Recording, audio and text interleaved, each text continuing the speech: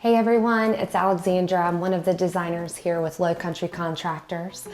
Today we're going to be going over a recently finished master bath renovation, and we're super excited to show it to you.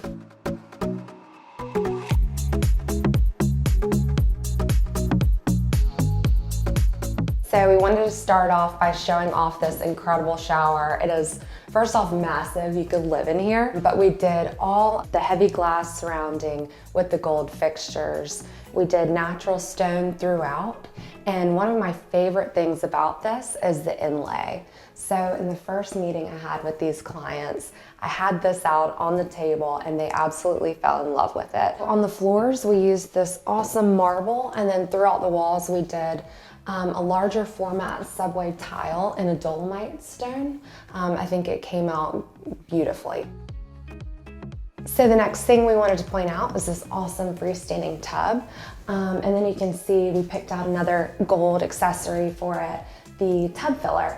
I love this because it has the handheld as well. I think it came out super sleek and looks great with the tub. So another thing that we had a lot of fun with was selecting the cabinets and picking out the cabinet hardware. So we went with this sleek white custom cabinetry, and we added in this tower, which, as you can see, this master bath is not the largest, so storage was super important to them. So this is something that we were able to do to really be able to utilize the space, and it's great looking as well. And then for the countertops, my favorite, we selected these sleek white countertops. They're marble. They have just enough veining to add some interest. And the lighting in here has been a huge dramatic change. We've got the recessed lighting as well as these vanity lights, which they were kind of lacking in the past. So we've got a lot of light in here now and it's looking great. With the floors, we did a 12 by 24 neutral looking stone. We wanted to incorporate a lot of neutral tones with just some hints of greens here and there.